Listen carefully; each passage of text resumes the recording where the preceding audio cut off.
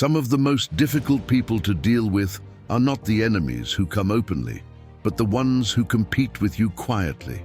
People who don't know who they are will often attach themselves to someone who does, and instead of building their own identity, they start copying yours. They mirror your words, your values, your strength, but then turn around and speak to you as if you're weak. They make assumptions about your life without knowing the battles you faced. They minimize things they've never lived through.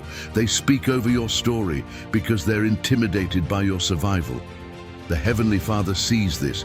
He knows what it feels like when someone pretends to be tougher than you, louder than you, even though their strength is only an act and yours was forged through fire.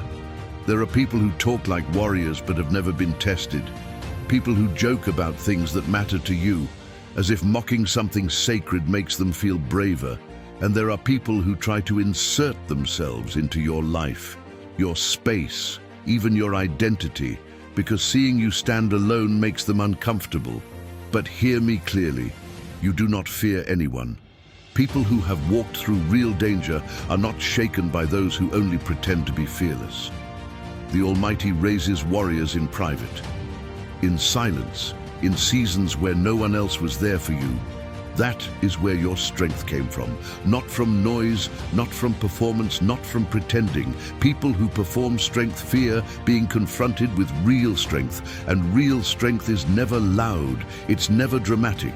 It comes from the seasons where the Almighty refined you in silence.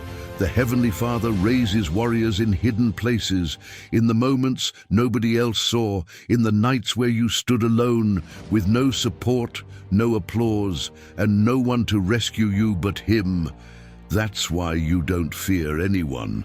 Once someone has survived real danger, they're no longer shaken by people who pretend to be fearless. So when someone tries to belittle you while imitating your character and the very traits they envy, when they speak to you like you're fragile but borrow your strength as if it belongs to them, when they twist your words or shadow your identity or insert themselves into your life uninvited, step back, not out of weakness, but out of authority, because you don't compete with pretenders, you don't chase approval, you don't explain yourself to those who speak without understanding.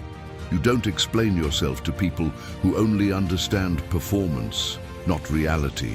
You don't waste energy reacting to those who wear masks instead of truth. You protect your identity, you guard your spirit, and you walk with the confidence of someone the Almighty has already refined. Let people underestimate you, let them misread your silence, let them perform. True strength doesn't need an audience, it only needs purpose.